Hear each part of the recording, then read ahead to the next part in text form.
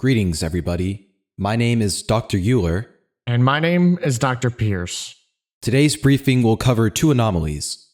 First on the docket, SCP-6448, codename Not Deer, Containment Class, Keter, Disruption Class, Kennick, Risk Class, Warning. Special Containment Procedures. Containment of SCP-6448 should be focused on investigation of deer exhibiting anomalous traits within and around the Appalachian area.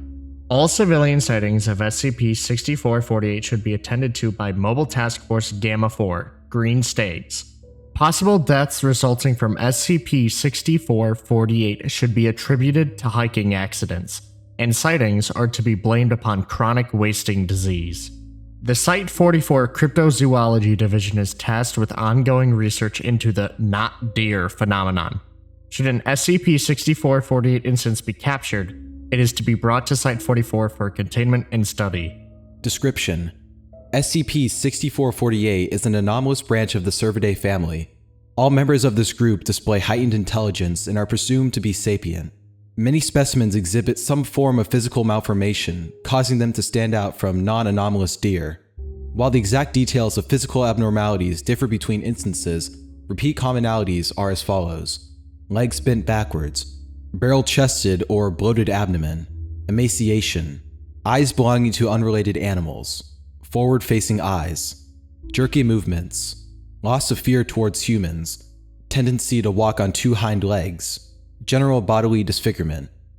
Aside from physical disfigurement, instances show severe diversions from the behavior of other cervids. Namely, SCP-6448 are known to observe, stalk, and pursue humans, often for hours or days. This includes following humans to and from their homes, wherein they will proceed to steal belongings, weapons, and food. Very rarely will SCP-6448 attack victims while they are indoors.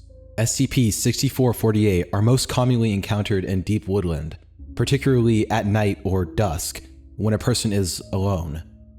Any form of direct acknowledgement of SCP-6448's anomalous traits in these situations will always result in the victim's termination. In such situations, personnel are to observe the extract of service protocol attached to this file immediately. Service Protocol. These actions should be carried out by anyone inadvertently interacting with SCP-6448 and are necessary for your survival. Please skip to the section with relevant information if your life is under threat.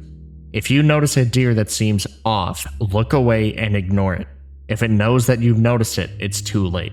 If you hear your name, whistling, or something else in the woods calling for you, don't acknowledge it.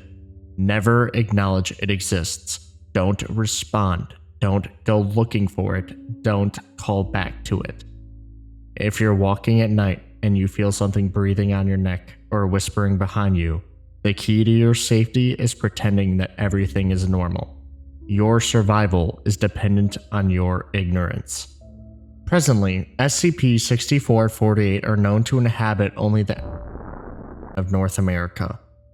History: SCP-6448 was officially assigned anomalous classification in 1980, though they have been recognized by local people since 1947. Known colloquially as the not deer due to their striking similarity to the species they imitate. Many locals claim to have encountered instances of SCP-6448 or possess knowledge of an individual who has. A majority of local communities living in rural areas of high activity are aware of the precautions required to avoid hostile encounters, primarily due to urban legends and stories involving the entities. SCP-6448 were previously researched at Site-41, located in North Carolina. On 11/1/1994, a group of 3 SCP-6448 instances broke into the site utilizing a tunnel system carved over an extended period of time. This triggered containment breach alarm systems and the site entered lockdown protocol. The single instance kept in containment, being prepared for dissection, was lost in the breach and not recovered. Over the following decade, a further 5 SCP-6448 instances would be captured and contained, all of which would escape the site through tunnels carved by other SCP-6448 entities. The decision was made to transfer all instances to Site-44 overseas to prevent further breaches. Since this decision, capture attempts have been successful.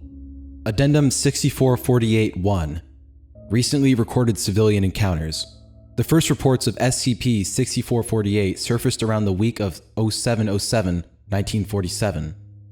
In the time since the genus's discovery, many members of the public have encountered the entities, though most accidentally stumbling upon them do not alert local authorities. This is typically due to the SCP-6448 instance either merely watching the subject or becoming hostile. The following is a log of all recorded 911 calls related to the SCP-6448 phenomena since the year 2000. January 2nd, 2000. Victim, aged 41, female, dialed emergency services after hearing their name being called from the woods near their home.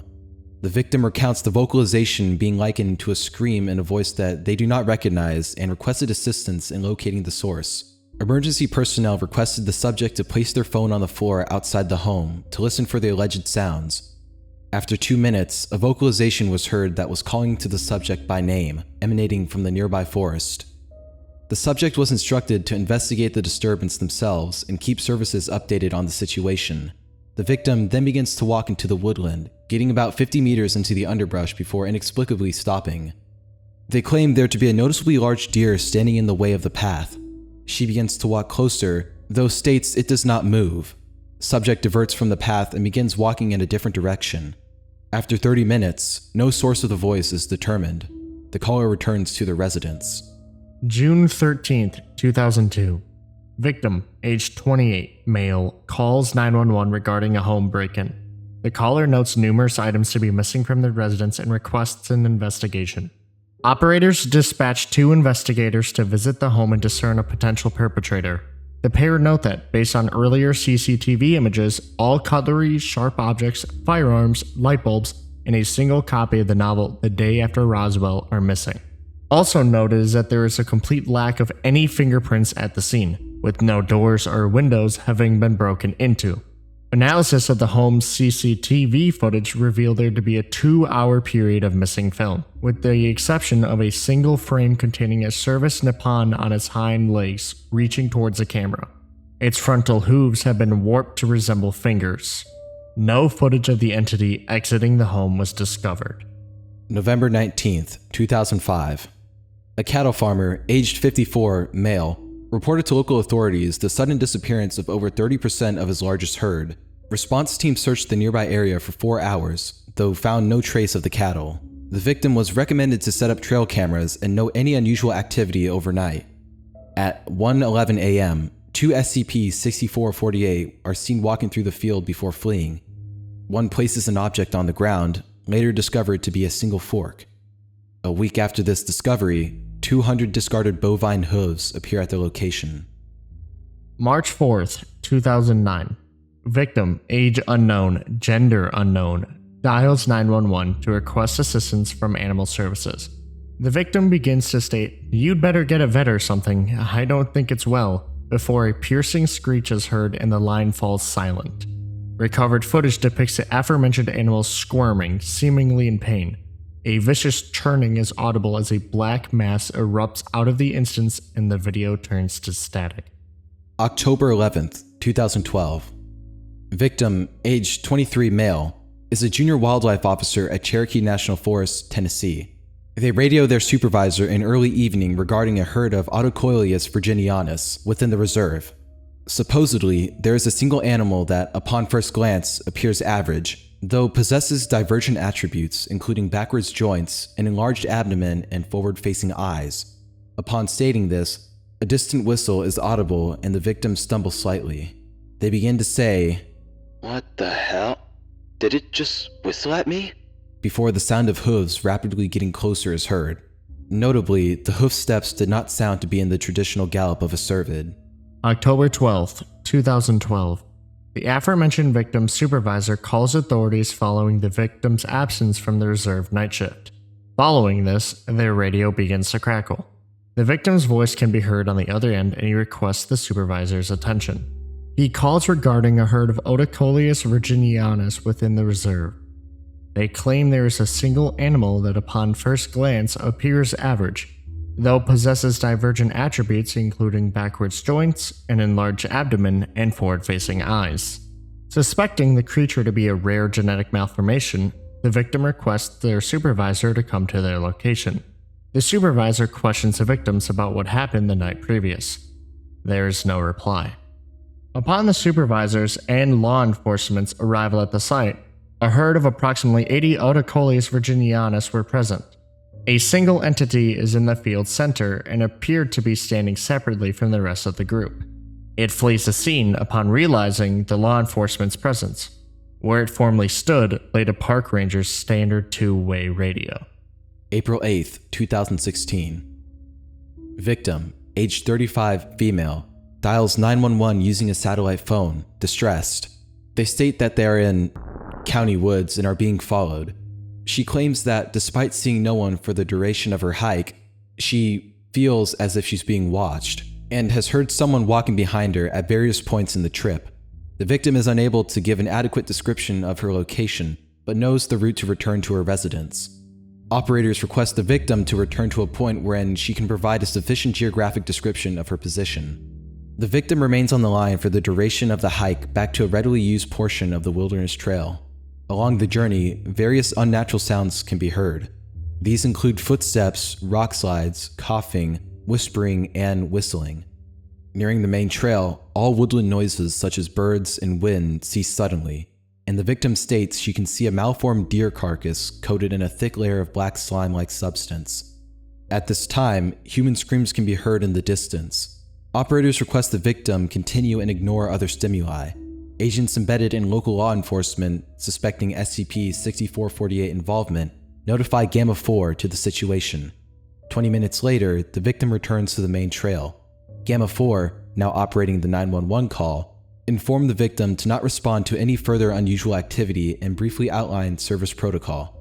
For the duration of the victim's journey to her home, 2 sets of breathing are audible.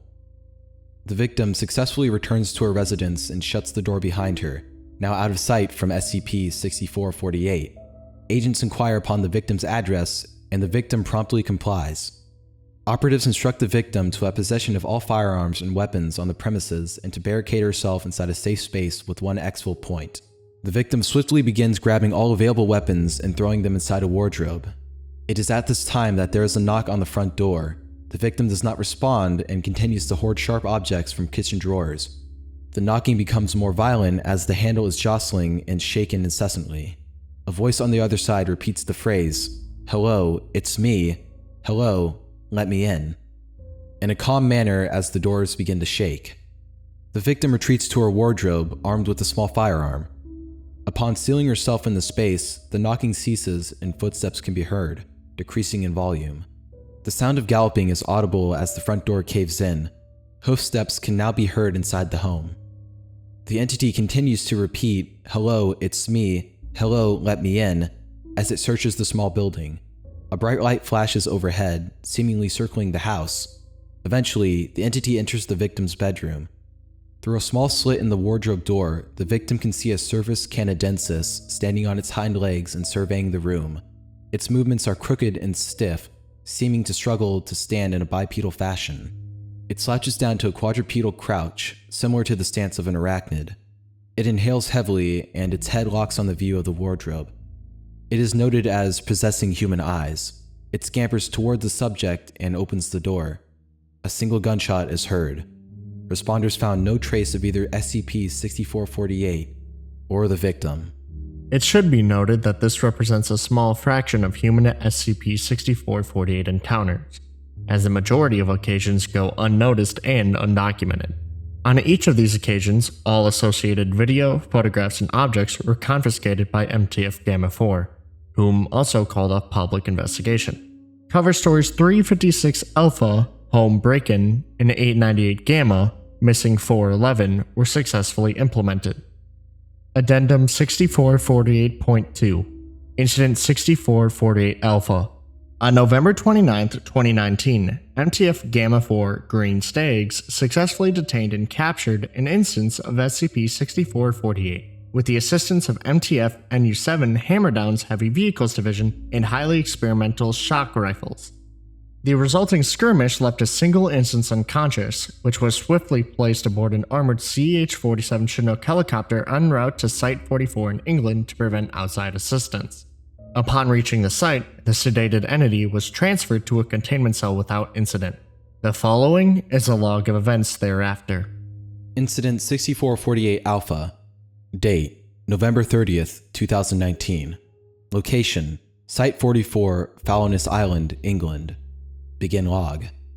SCP-6448 instance is contained within a large reinforced steel containment cell, having just awoken from heavy sedation. Cryptozoology specialist F. Oz stands in front of a large one-way glass window that encompasses the room's south side. Greetings, SCP-6448. The instance suddenly bolts upright and stares at the intercom. Can you understand me? We've seen your Gina speak English just fine in the past.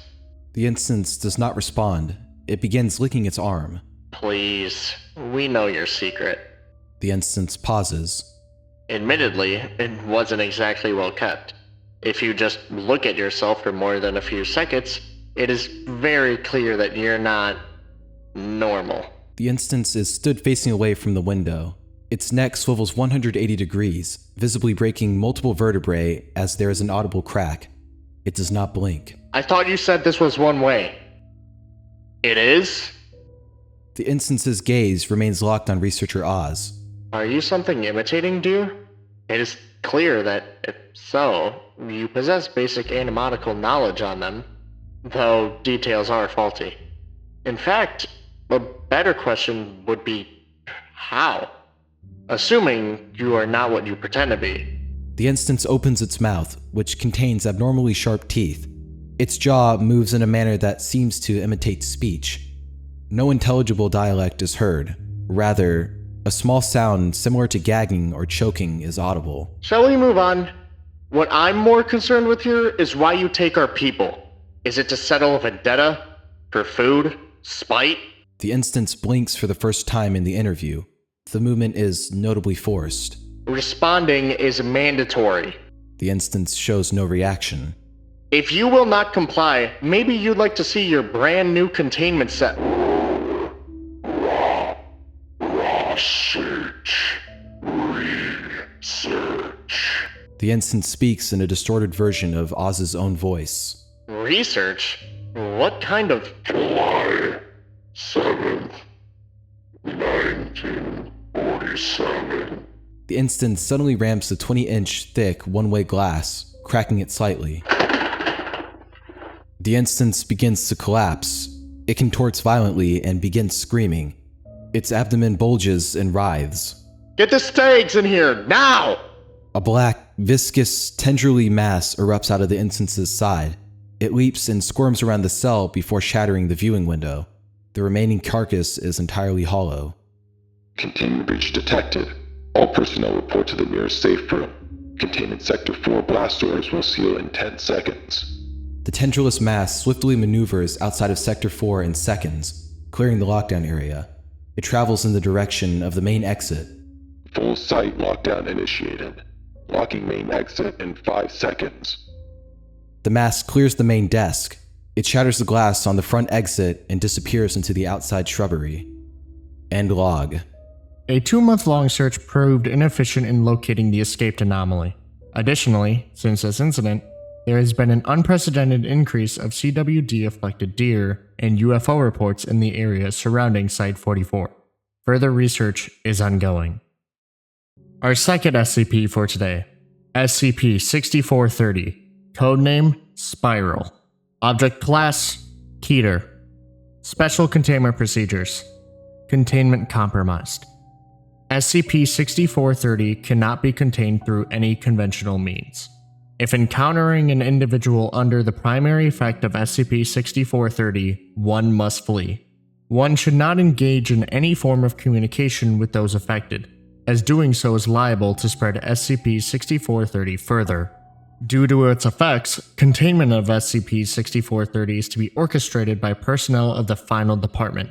This is to include any revisions to documentation for legibility purposes as well as personal handling/termination. Description: The anomaly in question is a self-aware metaphysical construct thought to intersect to some degree with the noosphere, the collection realm of human thought, which constitutes both an informational and memetic hazard. Whenever SCP-6430 is written about, discussed, or otherwise referenced meaningfully, the individuals or media mentioning it become subject to its direct effects.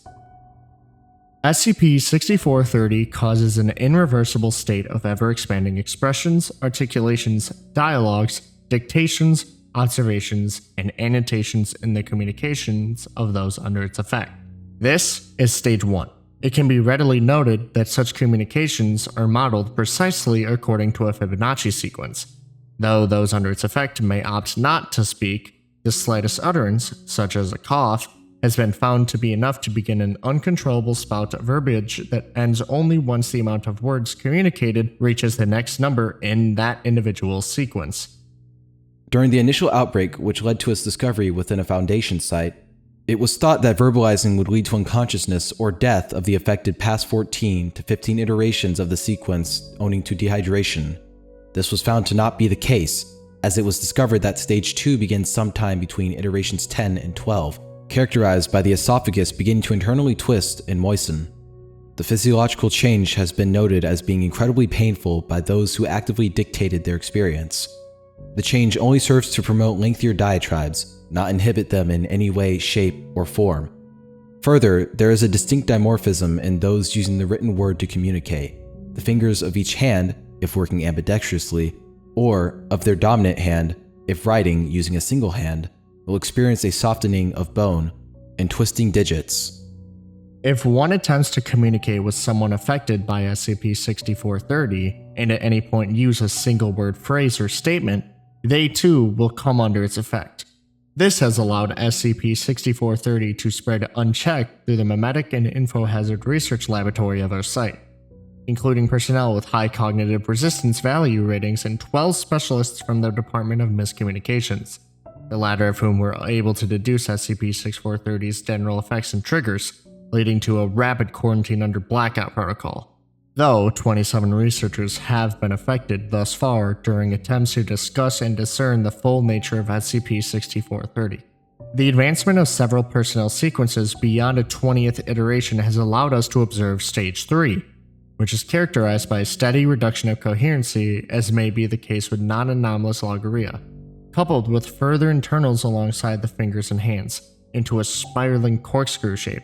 It should be noted that, again, this does not tend to inhibit further communication, but instead facilitates it, allowing for sufferers to continue expressing SCP-6430's effects to the detriment of everything else. They will only continue to further twist and tighten until the entire body has become infected, with full body conversion being accompanied by outbursts of rapid glossolalia. This in turn further fuels the conversion process ever further, with most personnel beyond saving. SCP-6430 is able to affect and spread to targets who attempt to make negative statements designed to circumvent the topic of the entity specifically, as well as methods to discuss it indirectly through the use of methods such as implication, allusion, insinuation, and parable, through which it was able to spread to most miscommunications personnel on site. During attempts to terminate the affected, it was noticed that euthanation attempts past Stage 2 are ineffective. Destroying the brain of an individual at this point, I've seen it happen myself, will only cause the body to exposit uncontrollably, rapidly bringing it to the next stage of development, winding them up like springs with lolling tongues and grasping fingers. As such, the current model of handling SCP-6430 is to self-isolate and await assistance, leading to the creation of this file. I've managed to avoid catching SCP-6430, and so I've elected to document the anomaly, troublesome as it is quickly becoming. I am being pushed about as I type, due to digital elongation. The longer each finger becomes as they uncontrollably hover above the keyboard, the more I must reorient my body. Alas, I have to rein this tangent in. In the operating theater beneath my position is Patient Zero, researcher Alec Mayer, who has progressed to an unknown point in the sequence, though the last official record placed them at iteration 39. Rendered unrecognizable and illegible, no thicker than twine, they corkscrew every which way, bellowing non-stop, writhing about and poking their surroundings, looking for an opening or exit perhaps. with what was some hours ago their tongue, and I imagine still is, albeit reduced to a fine needlepoint, with which it had skewered the D-class we'd sent in to terminate him. It was swept up once or twice in my direction, poking at the ballistic glass, prodding with its point.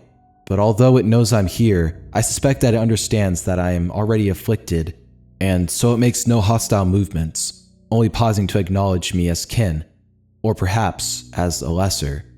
I've only just begun this journey, after all. It would seem there's so much more in store. Again, I apologize for my distraction. The flow of words is beginning to become hard to command. Addendum. It took some time to make it to the site in my current state, but I have reached through to the security room and can see that there are many surviving personnel who have either remained silent or exhibiting enough self-control during their first phase, so hopefully rescue efforts will be fruitful. Though unfortunately there are over a dozen personnel here who have progressed to a physical frame and behavior reminiscent of Patient Zero. I would have to classify this as a distinct Phase 5. These individuals weave throughout the site, ensnaring others and maiming them in order to elicit an audible response and trigger the victim's next sequence. As victims are forced to progress ever deeper, they begin to intertwine with their captors, running along them like a vine, once thin enough, where it snakes up to the front end of their captor, interlocking tongues.